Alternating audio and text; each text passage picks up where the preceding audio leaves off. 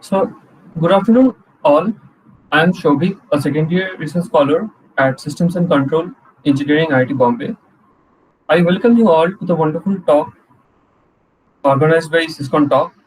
So, we at Syscon Talks organize frequent academic activities like talks given by students as well as professors and invited sessions by eminent personalities from different universities and academia. Today, we are pleased to have Anuj Vera with us. Anuj is a fifth year PhD student working with Professor Ankur Kulkarni at Systems and Control Engineering at IIT Bombay. His work primarily studies the interplay of information theory, game theory, and optimization and its applications in modern control systems. On behalf of the I- entire ITB community, I welcome you, Anuj. So, today he is going to talk on information extraction from a strategic sender. I welcome you again, Anuj. Over to you. Yeah, thank you very much, Shavik. Yeah. So, welcome and good afternoon to all. So, I'm Anuj Vora, and I'll be talking about a problem of information extraction from a strategic sender. So, this is joint work with my supervisor, Professor Ankur Kulkarni. And this is something that we have been doing since the past about 1.5 years. So, I'll start. So, we consider a setting with an agent and a principal, where the agent is someone who observes some information and the principal is someone who wants to know this information from the agent. And yeah, and they communicate via uh, communication channel. And but the catch is that the agent is a non-cooperative entity, so it may not report its information truthfully to the principal. So this could happen either due to an adversarial attack, that is, the agent is attacked by some kind of adversary which makes it non-cooperative, or by design, the agent is someone who does not wish to report truthfully. And so this kind of setting can be commonly found in some network control systems such as, say, smart grid, where there are multiple entities which are connected by, maybe remotely connected by communication channels, and they observe and share information with each other.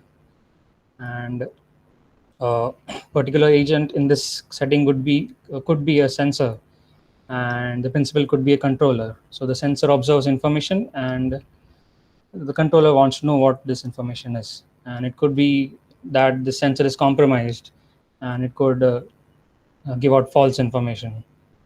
And so usually these are very critical systems, and yeah, you should study them so that they do not fail catastrophically. And another setting can be found in this, it's a social setting. So this is, imagine a set of travelers that arrive at a train station or an airport, and there is an health inspector who wants to screen and identify passengers to take further actions like isolation or quarantine. And we all know by now that the travelers have a variety of reasons to not reveal that true information. The information in this case is the travel history, let's say.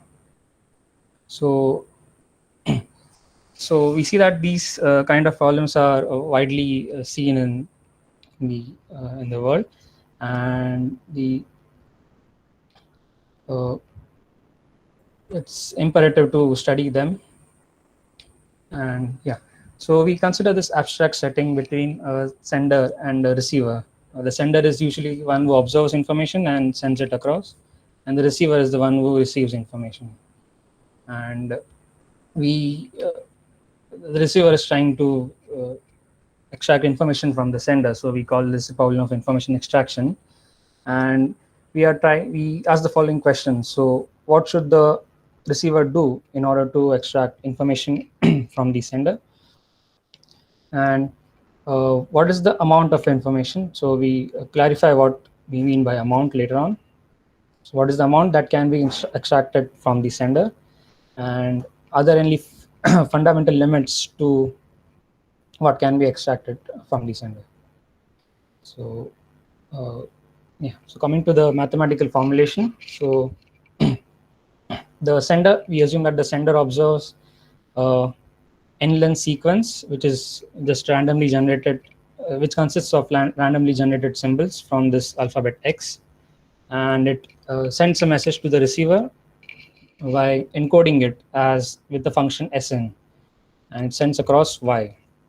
We first, for this model, we assume that the channel is noiseless. So whatever the sender sends is perfectly received by the receiver. The receiver observes this message from the sender and decodes it as some XAT using a function gn. And but what are the sender and the receiver actually trying to do? So how does what really affects the choice of the strategy Sn and Gn? So for that, we need to define the objectives of the sender and the receiver. So the receiver is basically trying to extract information with zero probability of error from the sender. So we define dgn, Sn as all the sequences which are recovered by the receiver with zero error whenever the receiver is playing gn and sender is playing Sn. And for the sender, we define a utility which is averaged over all these n components. And yeah, see, so the objective of the receiver is to maximize this set of the size of this set dgn, Sn, which is maximize the amount of information it can recover noise with zero error. And the sender, on the other hand, is trying to maximize its utility. So recall that we had said that the agent is non-cooperative. So this is where this non-cooperative is sort of quantified. So this the sender's aim of maximizing this utility may not align with this the sender's aim of maximizing the information recovered with zero error. So that's where the sender would want to misreport its information. And also that the sender's utility is a function of what the receiver recovers, which is XAT, and what the actual information is. So it's not like the sender is just trying to confuse the receiver. It is actually, you can say, mislead or deceive the receiver for its own gain. Yeah, so we have the objectives now, but how do the sender and the receiver actually choose, or how do they determine what is the optimal choice of the strategies Gn and Sn? So I've been saying that the strategies and the receiver and sender play this Gn and Sn because we actually pose this problem as a leader-follower game with the receiver as the leader. So a strategic setting can be studied by posing it as a game, and there are different types of games. So one is, so those who don't know about the games, I'll just mention a few examples. So we all have played a game like rock, paper, scissors. So that is an example of simultaneous move game, because in that game, all the players have to simultaneously reveal what their strategy is. And if I reveal it beforehand that I will just play rock, then obviously I'm going to lose. So, and on the other hand, a leader follow example of a leader follow game is something that you see in an auction. So an auctioneer is trying to sell an item, and people submit their bids to get that item. And but the auction is like the rules of the games are set by the auctioneer, and the bidders know this, and knowing this, they submit their bids. And the objective in this of the auctioneer is to get the true bids from the bidders. So we have some setting something similar to that, rather in that essence. So the receiver here is trying to set the rules of the game in order to extract information, correct information from the sender. So the game proceeds, the leader follower game proceeds as follows. The receiver declares a strategy and the sender follows with its optimal response. So Yeah, so if the receiver plays Gn, the sender will respond with some strategy like Sn star, which is maximizing its own utility. So the receiver knows this that the sender is going to trying to maximize its utility. So it does this homework and it uh, declares a Gn star, which maximizes the size of the set of perfectly recovered sequences, where this Sn star is determined according to this problem. And a pair Gn star comma Sn star is called an equilibrium of the game. So uh, this is you can say this is what the best strategies, or rather these strategies give the best utilities to both the sender and the receiver in this setting. So is this formulation fine? Then I'll proceed with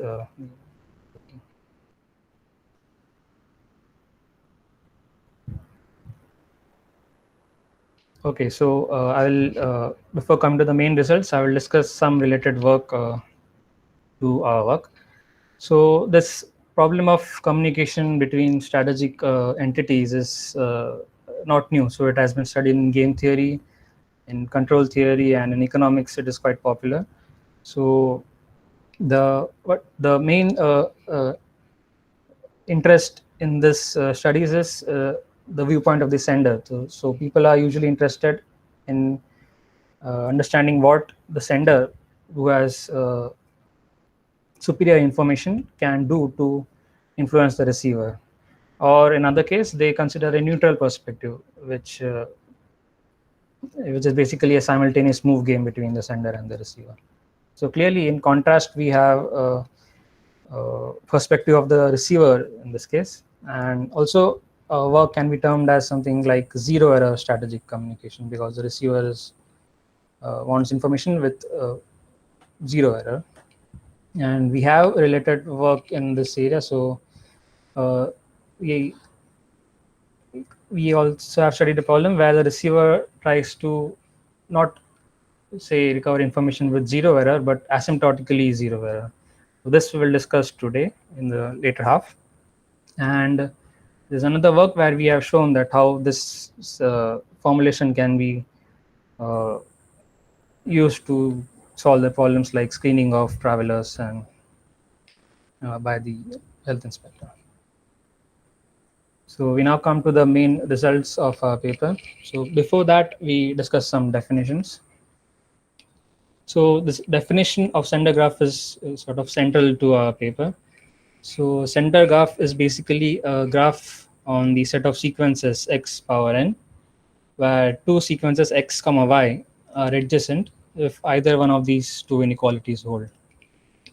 So let's consider the first inequality. So this means that the utility obtained when the receiver recovers the sequence y is when the actual sequence is x is greater than u and x comma x. So in this case, the sender is like it has an incentive to report x as a sequence y.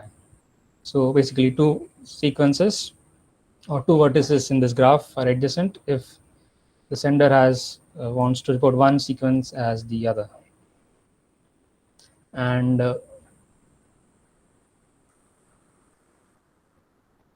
yeah, so a related definition is a symmetric graph. So uh, given a utility, we can define the symmetric part as just uh, average of uij plus uji, and the graph induced by this kind of utility, we term it as the symmetric graph. So this symmetric graph also, we will see that will keep reoccurring in our results.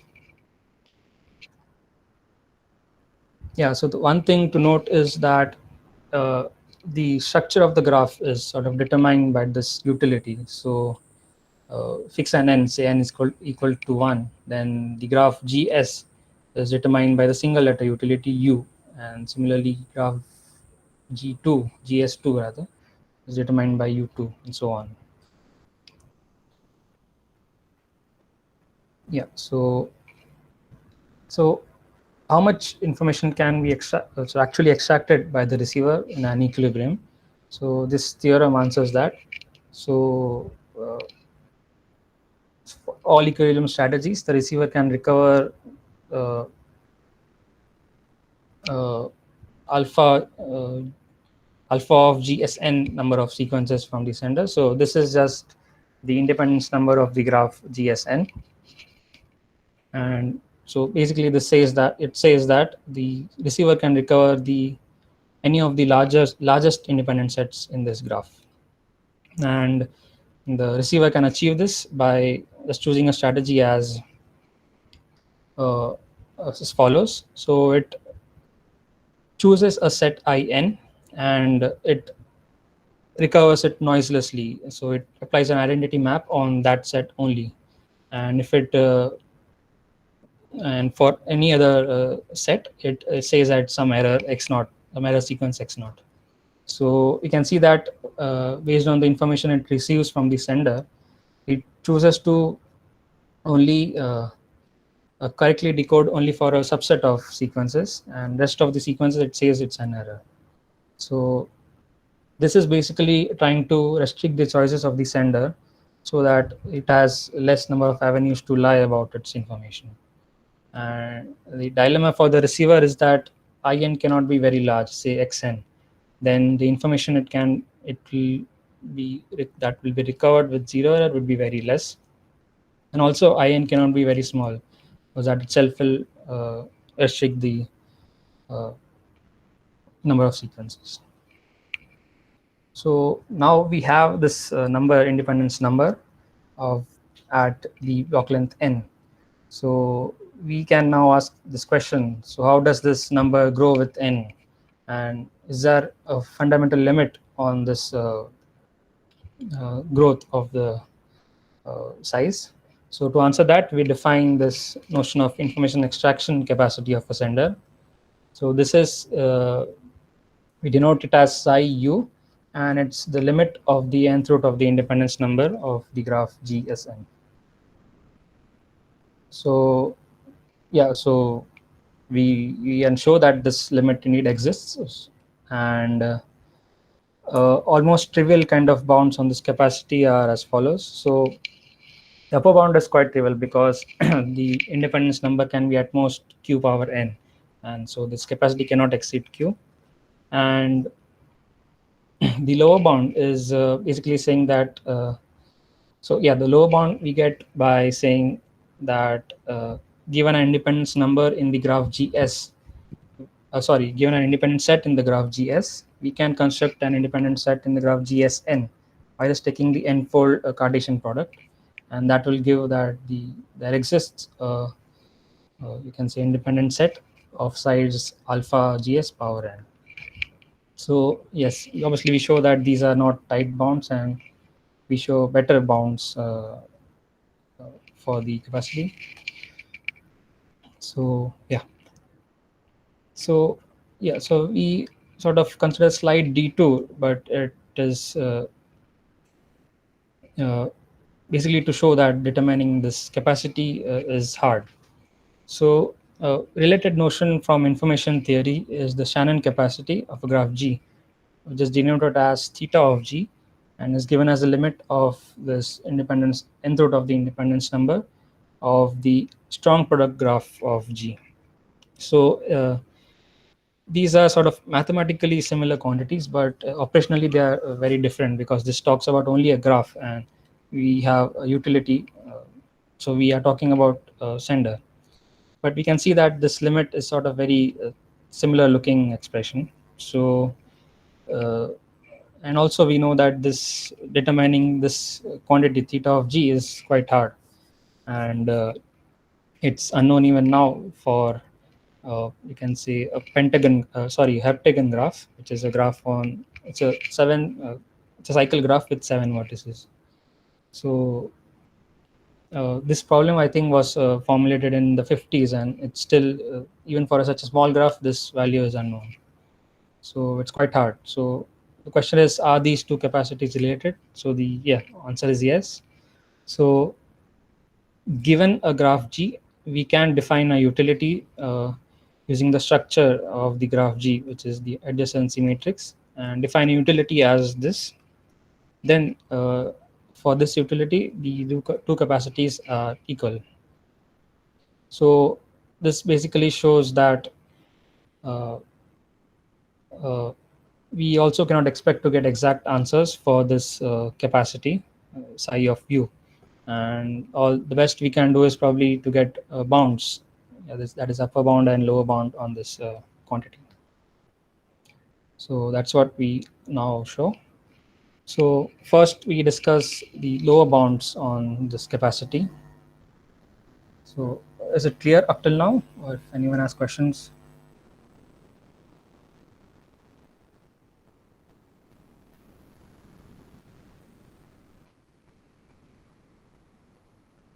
Yeah, okay. So so we define a problem O of u, which is uh, the it looks over all the subsets y of x which satisfy this constraint, and it looks for the largest such subset, and we denote gamma of u as the optimal value of this optimization problem. So it in this form it does not look very good, but we can show that for a fixed y, O of u can be solved as a linear program. So using this lower bound, we have the following result, which says that the capacity is lower bounded by this optimal value of this optimization problem. And so recall that we yeah, so obviously it's a single letter bound, so it's independent of n. So to determine the capacity, we would want the entire sequence of the independence numbers and then take the limit. But instead this just gives a one short answer. So the answer, it gives a bound, at least a bound on the capacity. So it's sort of a fundamental lower bound on the capacity, and it also generalizes the earlier bound, the alpha GS bound that we had. So that can be shown by showing that any independent set of the graph GS also is feasible for this optimization problem. So that gives that it's gamma of u as a lower bound alpha of GS. So yeah, so what this shows is that to get some approximate answers, bounds on the capacity, all we need is to construct some feasible sets for this optimization problem. So, but how do we go about that? So do we know anything more about these sets? So yeah, one characterization that we have about this feasible set is as follows. So consider a feasible set Y, which has, say, let's say L symbols. Then it is feasible if and only if these kind of inequalities hold. So you have uij plus uji is negative for all pairs of ij from Y. Then you take triplets ijk and then say uij plus ujk plus uki plus is negative, and so on. You can go on till exhaust all the uh, uh, symbols from the set Y. And so this shows that this has some kind of combinatorial nature to this problem. And so we can use this characterization to in fact devise an algorithmic approach to check the feasibility of some set Y. And this is based on Bell-Benford algorithm, which we have discussed in the paper, but we will not go into this over here.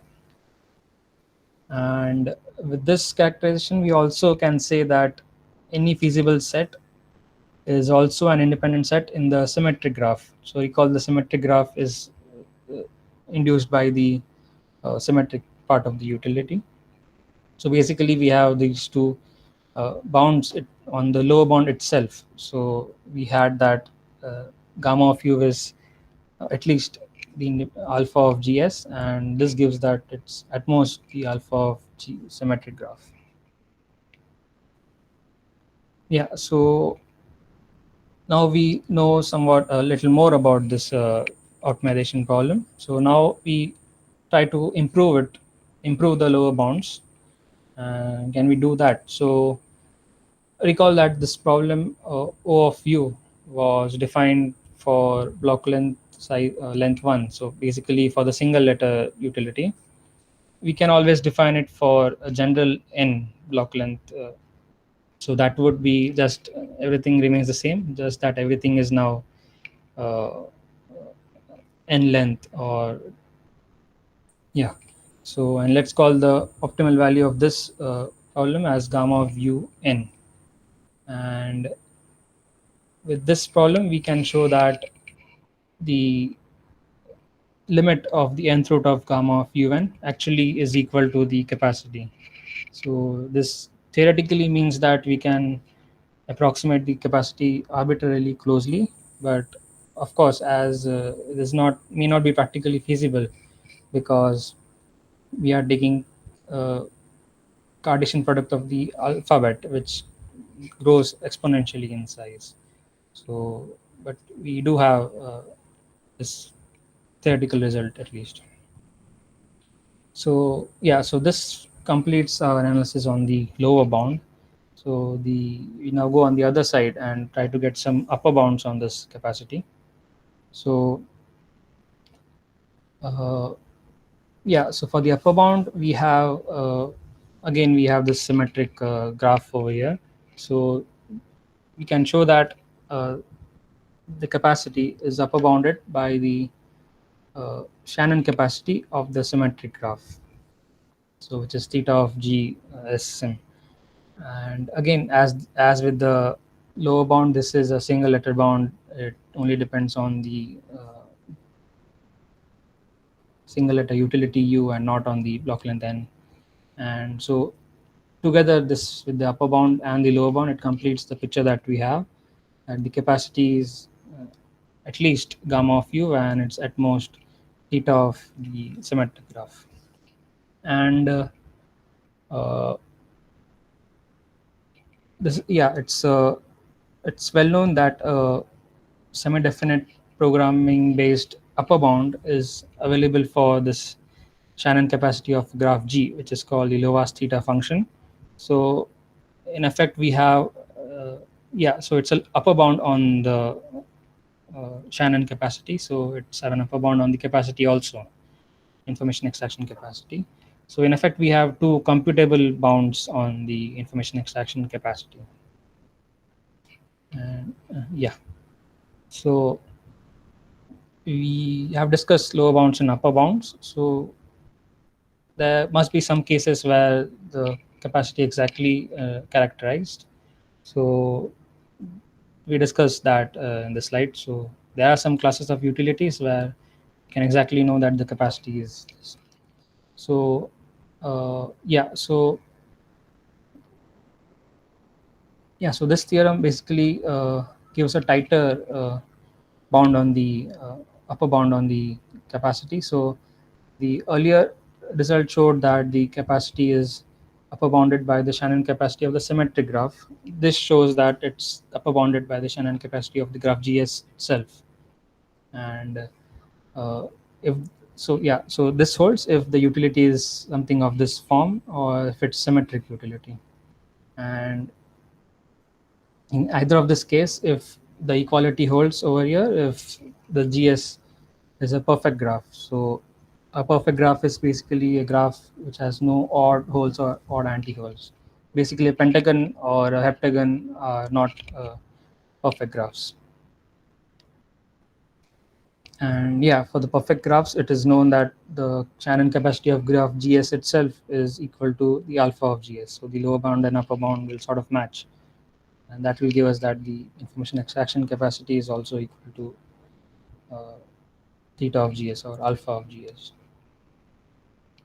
And so now we uh, discuss a minor extension of this setting. So earlier we had considered a noiseless channel model where whatever the sender sent across was received perfectly by the receiver. And now we consider a channel. So this channel is basically a discrete memoryless channel. So uh, it's when the sender sends you can say sequence Y, then it generates, the channel generates an output Z according to this probability distribution. So the receiver cannot exactly know what the input was. And with this channel, we have this result that the rate of information extraction is the minimum of the information extraction capacity of the sender and the Shannon capacity of the graph GC. So the graph GC is basically a graph induced by this channel, and it basically theta of GC basically is also it's basically quantifying the number of sequences which can be sent across noiselessly across the channel. So intuitively, this result is sort of uh, seems true because uh, the receiver wants some information, and the sender itself has its limitations. So we can only recover psi of u from sender, and also the channel also it has its own limitations. So the actual information that can be extracted would be just the minimum of the rates, minimum of the capacities. And as long as the channel capacity is large enough, the receiver should be able to extract the maximum possible information from the sender. And yeah, so this sort of completes our analysis on the zero error recovery of the information. So if anyone has some doubt and or questions, I can take, or else I can go to the next formulation. I have enough time, right? Yes, you have. Okay. Yeah, so like we are trying to the sender is trying to maximize its utility, right? Yes. So, but it is anyway bounded above from because of the noise in the channel and maybe because of the channel constraint somewhere. And yeah, from the sender and the channel from Y to Z, if you go, Yes. there's going to be some noise, or there's you are not bound to anyway have a perfect utility. What I mean to say is you cannot. There's an upper bound on the utility here, right? No, so channel does not affect the utility of the sender in not as an upper bound.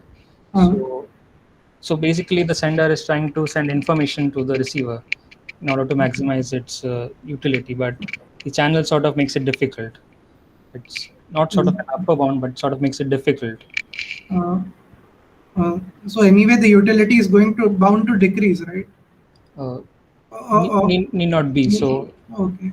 it if sort of this condition holds that the zero error capacity is large enough, then the sender can get its Okay. okay.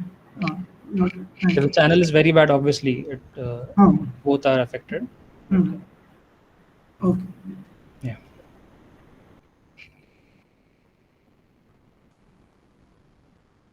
Yeah. So till now we discussed a case where the receiver was interested in a zero error recovery. So at every block length n, it wanted information with zero probability of error. But now we sort of relax that condition, and we say that the receiver now has a probability of error, which is this E sub d Sn comma Gn, which is just the probability that x and x hat are exceeding some distortion d, and d of x hat comma x is some distortion function. And now we also have to talk about the probability with what probability of the generation of the information of the source. So we assume that x is generated IID according to some distribution p, and again we formulate this as the leader follower game which we had earlier. And but instead of determining equilibrium strategies, we now determine something called achievable strategies. So what are these strategies? So a sequence of strategies G and star are achievable for the receiver if there exists a corresponding sequence of best response. So recall that the best response of a sender is what maximizes its own utility. So and together with this best response, the error goes to 0. And compared to the 0 error case, in that case, we had that this is equal to 0 for every n. Rather, now we have much more relaxed criterion that says that, okay, let go to 0, but only asymptotically. And so yeah, we have some definitions. So this R d sub d gn comma sn is basically so it's basically trying to estimate what is the channel resource used by gn comma sn. So I'll not go into the details of this, but yeah. And an achievable rate is something what actually it sort of quantifies what is the rate actually required, or rather the channel resource actually required to achieve this asymptotically vanishing error. So suppose we have a sequence of the strategies such that the error is going to 0. The rate is just the limit of the individual of the rate of gn comma sn as n tends to infinity. So yeah, and with this we have a final result of our paper. So we define a set P dash, which is a set of probability distributions, which is close to the distribution P according to some sense. And this P is, recall that is what the probability law by which the X is generated. And also, yeah, so also recall the optimization problem O of U that we had. And so this result states that if the set X is feasible for that problem, then we have an achievable rate region, a subset of the achievable rate region. So this is the left endpoint is given by taking the minimum over P dash of H of P dash, and right endpoint is just maximum over P dash. So H of P here is the binary entropy of X. So yeah, till now we have only able to show that this is just a subset of the complete rate region. We don't know if this is the ultimate left endpoint or if this is the ultimate right endpoint. So if we want to compare it with the information theoretic setting, then in that setting it is known that the channel resource required to achieve this asymptotically vanishing error is H of P to 1. So you need at least H of P sort of kind of resource, but it's not same in the strategic setting, because in this information theoretic setting everything is cooperative. So more the channel resource, the better is the lower is the error. But in this case it could be redundant in our case, because we have seen that the optimal choice of the receiver is to only selectively decode a subset of sequences. And so in fact we can show that this maximum rate in fact can be even strictly less than 1. So the point is that we can say the achievable rate region is a strict subset of this Shannon rate region, which is H of P to 1. So yeah, so this ends the results that I have. And in conclusion, we posed and studied problem of information extraction, which we see that it's very relevant in the kind of control systems that we have now, and also in the sort of in a social setting that we see. And we characterized what are the sort of limits of the information extraction in this setting, and we had some upper bounds and lower bounds. And that's it. So thank you for listening. If you have any questions, then discuss now. Thank you, Anuj, for the interesting talk. So we're now open for questions.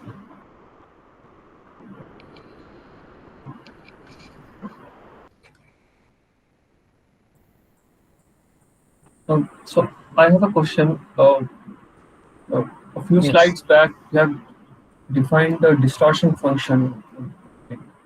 You explain what that is. And you can say that it's a function of x and the x cap which is received. Yes. So in this paper, we had taken a distortion function where you count the number of places where x and x hat do not match, and you add that up and take their average. So that is something called a Hamming distortion function. Right, right. So basically, it compares all the locations where these two sequences don't match.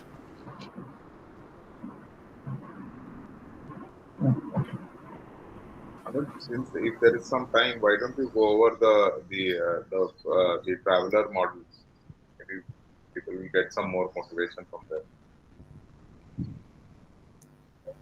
Yeah, so I don't have anything in this slide. That's okay. You can just go back to your earlier slides and explain what that n block would be, what the alphabet would be, and so on. Yeah, sure.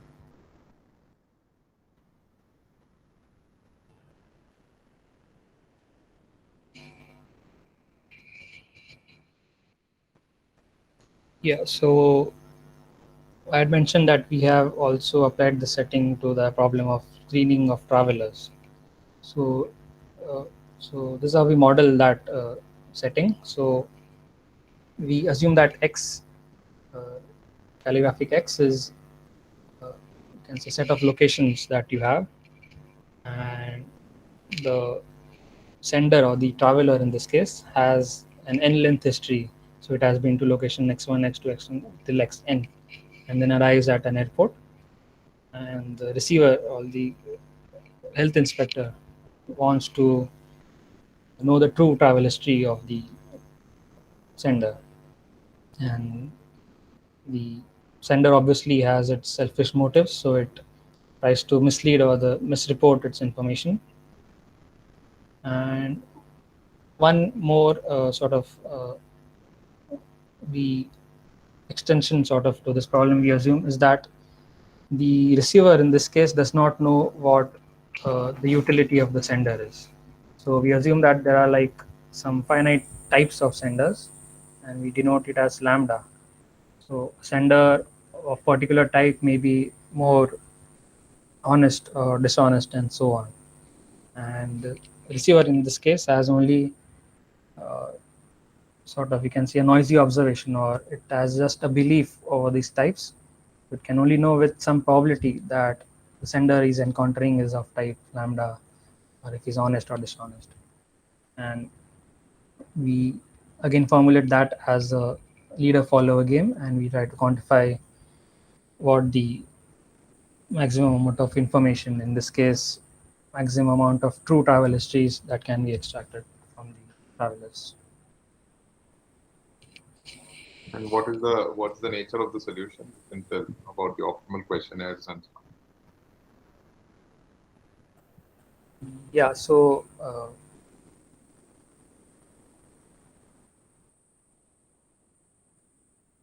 we had shown here that so we sort of assume a particular kind of strategy for the receiver, which is just something like this.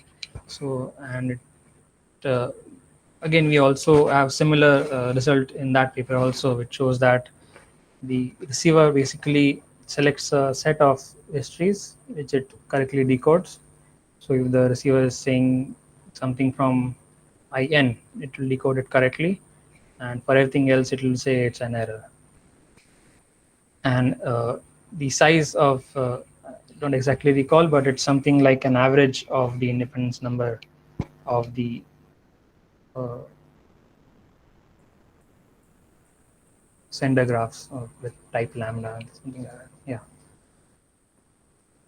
Okay, I'll just add a little bit here. See, essentially, what happens is because what he's the form of the optimal strategy of the receiver is that he will if you he collects he puts together a set of sequences, and he says, I'm going to, if you tick one of these, I'm going to take that as at face value, anything, and that is all the options that you have.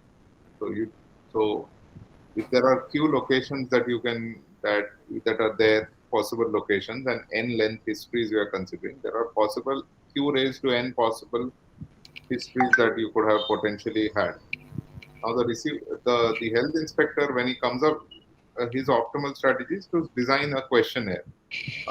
Questionnaire saying which of the following histories is applies to you, or which of the following histories is your history. Now the thing that Anuj is basically saying is that he does the optimal thing for the receiver to do is not to he doesn't put all the q raised to n possible histories there. So he doesn't put in history 1, history 2, etc., all the q raised to n histories. Instead, he picks a subset of them and puts only those. So even if your true history is not one of those, you have to pick one of those only and respond and say that is the one that applies to me. Okay. So what this does is essentially see what would happen. Suppose if this guy put all q raised to n possible histories. And imagine there is some location, say some location Z, suppose some island or whatever, where there has been no COVID. Then every traveler has an incentive to say that I was on that island for all the n days. Essentially, everyone will lie and say that I was on that island, and no one will, and the receiver will never actually figure out what is it that where these guys actually were, because he has no way of everyone has an incentive to say that they were on that place, right? So what you have to do is actually pick up subset of histories such that subset should be such that whatever be the true history of the traveler, the guys would have when they are compelled to pick one of these, and in that behavior you get as many true histories revealed to you as possible. So the optimal strategy takes the form of a questionnaire where the questionnaires are the options of the questionnaire are very cunningly selected. You don't pick every possible option and give that as a choice. You don't pick every possible history of locations and give that as a choice to the traveler. You have to pick a subset and only that and crafting that subset is basically the strategy of the receiver. And so that is basically our main observation. And it turns out that the optimal size of such a thing is actually in general going to be strictly less than even in order sense. It is going to be smaller of q raised to n. Means as n goes to infinity, it will be a vanishing fraction of q raised to n. So you pick a very, very small subset of as compared to the size of as compared to the number of possible locations. And that is the optimal thing for the receiver to do.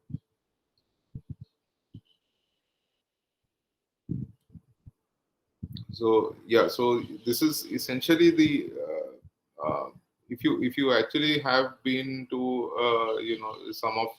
if you have been abroad and so on to any airport, you would have seen that you are often asked which of the following best describes your whatever, and nothing that actually applies to you may be present in the options, but you have to take one from what is given there, and those options are carefully crafted. Essentially, this is giving telling you the theory behind it. This is how those options probably end up coming about.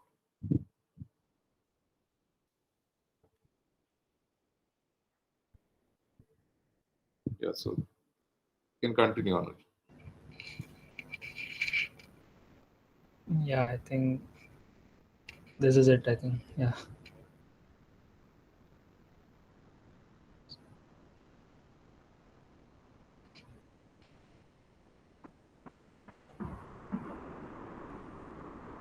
Yeah. So I do have a question. Another question that suppose if everybody you have the questionnaire which is and it has been present to everybody. And let's say, I'm just wondering if everybody lies. I mean, is that a possibility that has been considered in the assumption? Yeah, so that's something like sort of a pathological case, but yeah, so it could be that the choice of my strategy, choice of this set IN could be such that everyone is lying, but that's what I have to intelligently choose this subset so that doesn't happen. So if we see that in this case, we choose it to be the largest independent set. And if it's an independent set in this graph, that means that the sender does not does not get an incentive to lie about the sequences because they Okay. are not adjacent. So, Thank you. yeah.